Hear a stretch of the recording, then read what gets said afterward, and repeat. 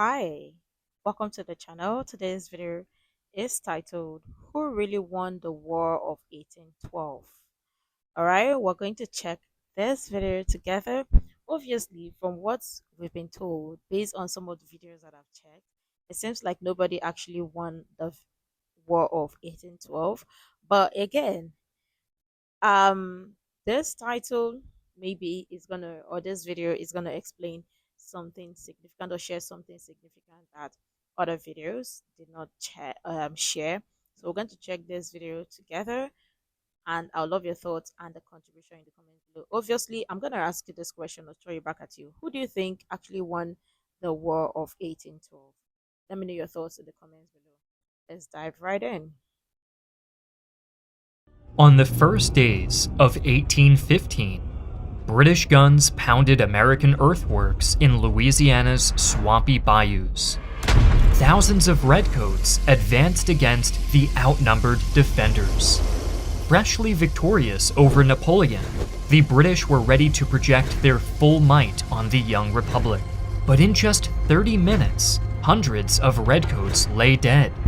It was a decisive victory for the Americans, yet the battle seemed like pointless bloodshed. It did not affect the course of the war at all. A peace treaty was already signed in Ghent, dominated by two words: status quo. The War of 1812 went down in history as a war that nobody won. Neither the United States nor the United Kingdom achieved its strategic goals or gained any territory. Still, the United States, United Kingdom, and even Canada all came out ahead after the conflict ended. And this begs the question, who really won the War of 1812? Before we continue, I'd like to thank the sponsor of today's video. Okay, that is first at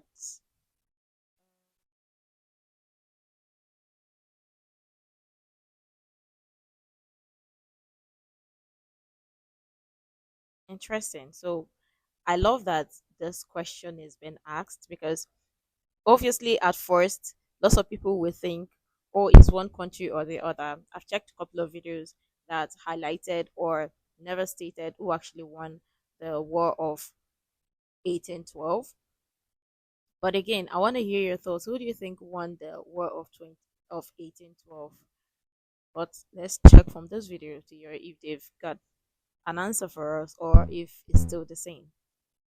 By James Madison's second term as president, Americans had a long list of grievances against the United Kingdom, which had constantly undermined the United States. Through its orders in council, Britain forbade all neutral countries from trading with France. Royal Navy vessels even forcibly conscripted American sailors into British service to fill up manpower reserves in the fight against Napoleon. This policy, known as impressment, greatly angered the American population. Many Americans also felt that sovereignty and independence were at stake.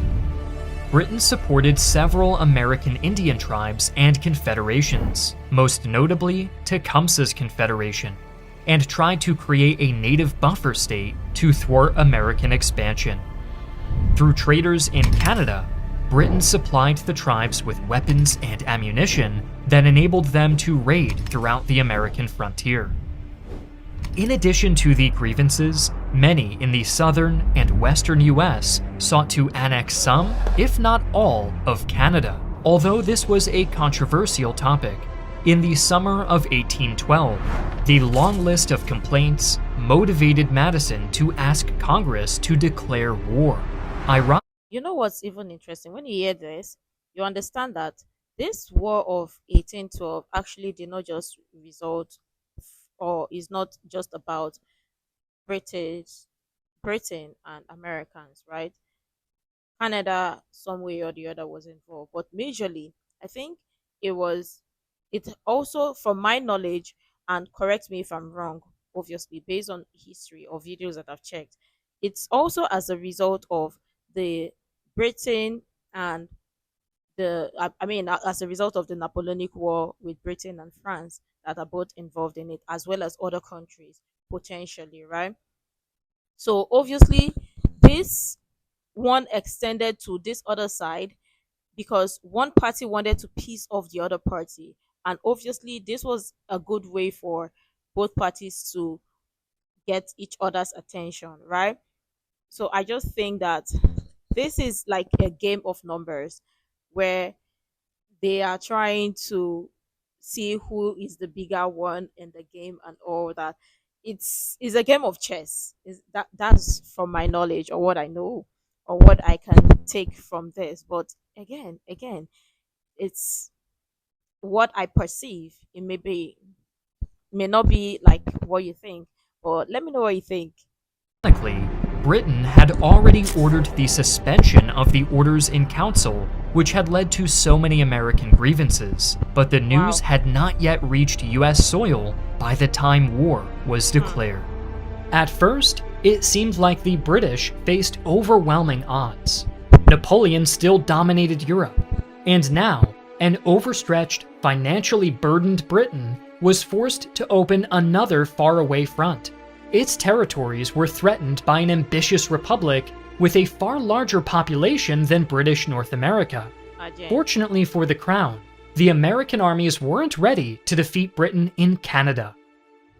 American forces were underprepared and led by elderly, cautious leaders. Madison was a shy scholar with little knowledge of warfare. His Secretary of War, William Eustis, obtained the position through political connections, not skill. Instead of a quick conquest of Canada, the war escalated to include all of eastern North America. Britain and its American Indian allies fought the Americans in the Northwest, across the Great Lakes, and in the Deep South. Famously, they even captured Washington, D.C. and burned down the White House in 1814. In that particular battle, they failed to take their main goal, Baltimore. It was that battle that inspired Francis Scott Key to write the Star-Spangled Banner. Yeah. Many American offensives failed, but the nation did succeed defensively, like at Lake Erie and New Orleans. The war created a new sense of identity, patriotism, and unity, kick-started economic and military reform, and reshaped the political landscape. So obviously, when you even look at it, it's not like war is a good thing, but I mean, it made some particular countries see things differently. Patriotism, right? Stated here, military, rebuild their military and becoming stronger, getting vessels or weapons or whatever to in preparation for war in case of attack and all that. Like togetherness, bringing the togetherness, just like where people fight and then make up and come back together. Quite interesting. And now everyone realize. Overall, the War of 1812 did not create a military victor, but it did produce a number of cultural, economic, and geopolitical victories. Wow. Republic defended. In the case of the United States, they achieved a defensive victory. The Madison administration wanted to assert American independence from the United Kingdom and guarantee its rights to international law as a sovereign nation. Prominent politicians, from John C. Calhoun to Henry Clay, all agreed that making American trade subject to the will of the British Crown essentially meant reinstating the colonial system. The war was mostly a bluff to force policy concessions from Britain. If the war is seen as a bluff to change British policy, a US defensive victory becomes more meaningful. The British Empire couldn't maintain harmful policies that America would simply have to comply with. Battles at Lake Champlain, Fort McHenry, and New Orleans proved that the British could not force the Americans into pro-British compliance. After the War of 1812, the United States emerged as a far more unified nation. During the war, the Democratic Republican Madison administration was frustrated by Federalists in New England who opposed the war, refused to contribute militias, and even covertly traded with British forces in Canada. The Federalists were one of the most important casualties of the war.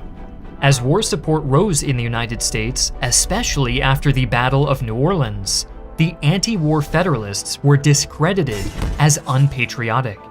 During the last weeks of 1814, as rising military star Andrew Jackson prepared the defenses of New Orleans and the ink on the Treaty of Ghent dried, New England Federalists met in Hartford. They discussed the war, the federal government, and relations with the United Kingdom.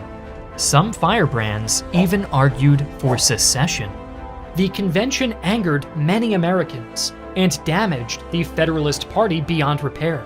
The party soon ceased to exist as a political force, replaced by a newfound unity under the Democratic Republican Party. Aside I was about to ask if the Federalist Party still exists, but I mean, thank God that was clarified because I wanted to ask. I was like, how come I haven't heard of this? But this makes sense. It makes total sense. Aside from the political and cultural shifts, the War of 1812 and the collapse of the Federalist Party caused, Oh, back a bit, yeah. some firebrands even argued for secession. The convention angered many Americans and damaged the Federalist Party beyond repair. The party soon ceased to exist as a political force, replaced by a newfound unity under the Democratic Republican Party. Aside from the political and cultural shifts the War of 1812 and the collapse of the Federalist Party caused, the United States emerged as a more powerful military and economic force. Its initial military unpreparedness highlighted the need for change. The United States needed a stronger navy. Maritime rights took center stage in this conflict, which required a powerful navy to enforce and defend. The American Navy proved its value, especially at Lake Erie and Lake Champlain, where it thwarted British supply lines and ground the offensives to a halt. After the war, Congress passed the Act for the Gradual Increase of the Navy, which significantly enlarged the U.S. fleet. Because The United States also became much more powerful economically. The war provided a large stimulus to American manufacturing. The trade restrictions with Europe had forced the United States to develop its own manufacturing market to continue developing goods that were previously imported from Europe. By 1815, the American geopolitical situation was far better than it was in 1812. Though the Treaty of Ghent restored the status quo between Britain and the United States, other factions were considerably weakened or even destroyed. Britain's American Indian allies, like Tecumseh's Confederacy and the Red Sticks faction of the Muskogee, were soundly defeated. Spain's hold over Florida was crippled after American strategic invasions of Mobile and Pensacola, and Spain would sell the territory to the United America. States just 3 years later. And while the US did not acquire Canada, the war enabled westward expansion that would expedite America's rise to great power status. Wow. Wow. This is just mind blowing. And you see exactly what I keep saying or talking about history. When it comes to history, there's a lot of things, or there are a lot of things to learn regarding history because nobody also talks about the after effects of the war, right? Because let's be honest, lots of countries were affected for with this war or in regards to this war, and with lots of most of the countries that were involved in this, you see that some of them they are still standing today and they made their name is still out there. So I mean, now you see the like the influence, not I'm not going to say positive influence, I'm going to say like the impact of what that war um made America, like the coming together or their togetherness of how they decided to secure and gather or get their land and stay united all together makes total sense. Total sense. But I also want to hear from you because everyone's perspective most likely is different. Because this is actually my first time hearing this side or the impact of the war. I mean, I've checked the video, checked lots of other videos talking about the war. So most of them only highlighted the war, but many did not also delve deep to talk more about the impact or the negative impact and also the positive impact on it. Because yeah, positive impact includes the togetherness, united economic development, political development, and whatever, the army, navy, you name it, and all that stuff, right? Right? Because again, lots of people lost lots of things, and people it affected them on for negative reason. Because we're talking about the war that's like almost 3 years, right? If not more than 1812 to 1815. That's quite a lot. Imagine like people running helter skelter, fearing for their life. Wow. The empire secured. Okay. Like the US, the United Kingdom emerged from the War of 1812 with a defensive victory. Though conquering Canada may not have been an American objective, the Empire's hold on its North American territories was under threat. Weeks after the war was declared, American armies crossed the Detroit River into sparsely populated Ontario. American invasions in Canada repeatedly failed. After being defeated in Ontario, British forces under Major General Isaac Brock captured Detroit with an outnumbered force.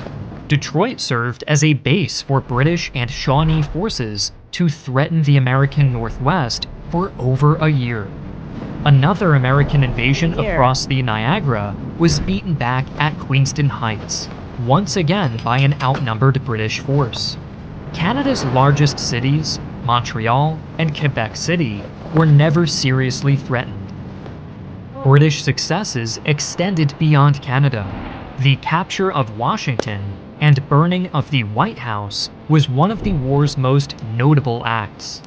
In 1813 and 1814, the Royal Navy took control of the Chesapeake Bay, trying to divert American forces from Canada and pressure the US into a favorable peace deal. While occupying Washington was a notable British victory, the strategic offensive mostly failed. The British were defeated in their attempts to capture Baltimore, the main prize of the campaign. Rather than demoralizing Americans, the burning of the White House galvanized them. Even the anti-war Federalists condemned the act.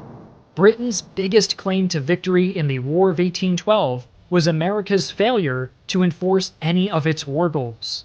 The Orders in Council and impressment were the main motivations for the United States to go to war.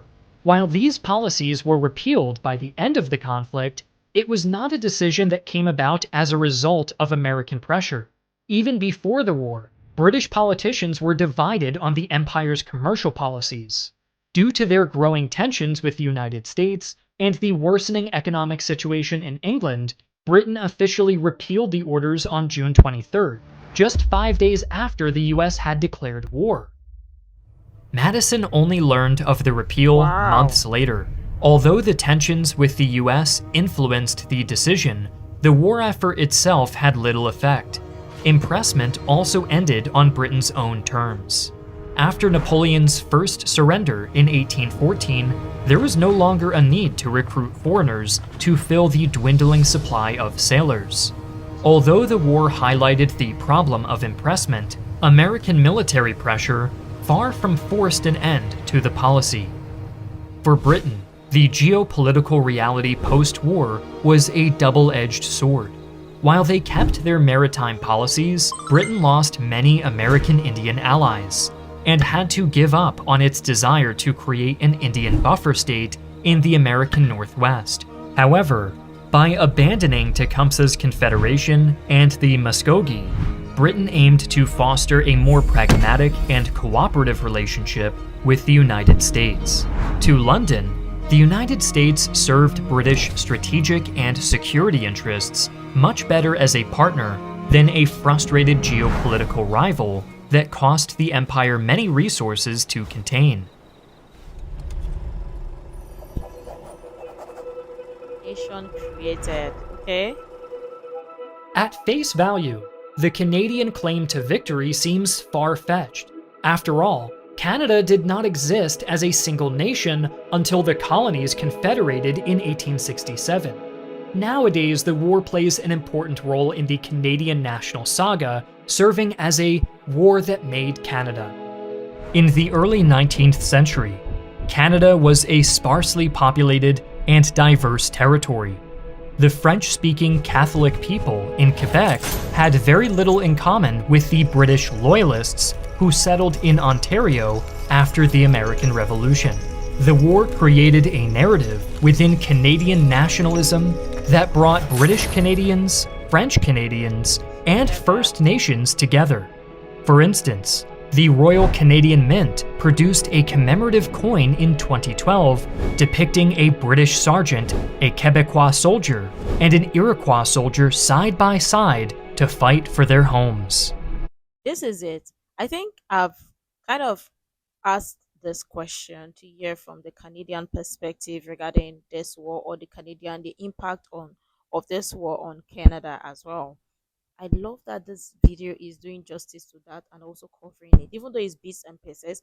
Although I checked a video that also talked about it, but I don't think lots of people actually like are sharing or talking about it, especially from the Canadian side. Only few videos that I've seen, and I want a video that elaborates or talks more, just like we are getting in-depth knowledge from the Britain side and also from the American side as well. I want to also hear from Canada, because whether you like it or not, Canada was affected because they were coming from this side and from this other side. And Canada is like, it's just like you you are right in the middle, and you're trying to separate both. Let's just say you're right in the middle, somebody is here fighting this other person, and you are just stuck in the middle. You've got nowhere to go, you've got no place or nothing to do, right? But again, I love this because, yeah, good or bad, it affected Canada. That's just the truth. I also want to hear from France and Spain. I wish we could get videos that would also hear from the Spanish side and um French France side or French side as well.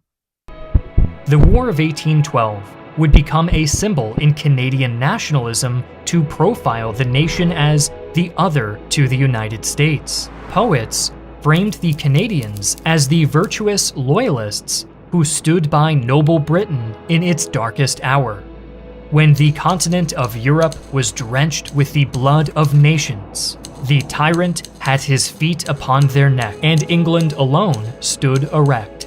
The Democratic Party in the United States, most hostile to liberty, declared war against Britain and invaded Canada. The emerging theme in Canadian literature was one of a peaceful people who dropped their plows and grabbed their muskets to fight off the hordes of undisciplined American rabble for king and country. Like the Battle of Thermopylae, the Canadian Loyalists were Spartans who repelled the thousands of foreign invaders. Figures like Laura Secord, who warned the British of an impending American attack on the Niagara Peninsula, became prominent figures in Canadian nationalism. Isaac Brock and Tecumseh were considered heroes for their fights against American aggression, and their fighting deaths only solidified their legendary status. Although the War of 1812 doesn't play a huge role in modern Canadian public consciousness, politicians as recent as Stephen Harper framed the war as a defining event for modern Canada. So who really won the War of 1812? While good arguments exist for the United Kingdom and Canada, the United States most clearly emerged with a better geopolitical position. By defeating the Indian nations, finding a new national fervor, and experiencing significant economic expansion, the war catalyzed American growth in the following decades. While Britain secured its empire, and Canada gained a national origin myth, they both did so by acquiescing to, rather than curbing, American ambitions. The war ultimately allowed the United States to rise to great power status, while Britain and Canada ended the war in geopolitical terms, with a status quo. Thank you to War Thunder for sponsoring. Okay, okay. Um, I was told no one actually won the war. That's what I was told. It was neutral because, yeah, Americans rose, like economy wise and all that. They rose, but let's look at it this way because Americans, Britain was involved in the Napoleonic War as well as the War of 1812 with America. That's like undivided attention, or like, oh, potentially divided attention because they were here and here. So potentially, from all of the videos that I've checked or seen, nobody actually won. What are your thoughts regarding this? Who do you think won? Because everyone's perspective is most likely going to be different. And yes, Canada was one way or the other affected because, yeah, and it shaped them too. So not just them, not just them, because I want to hear. I wish I could hear from Spain, the Spaniards, as well as France too, because um they knew, or they were not involved in it, but I mean a part of it they were involved because their land, or they owned some particular land in the other territories of the United States, right? So obviously, I also want to hear from all those or other spies. But what do you think? Who do you think actually won the War of 1812? Obviously, everyone's perspective or thoughts is gonna be different, but I want to hear what you think. Make sure to like, comment, share, subscribe, and all that stuff. And until next time, see you in the next video.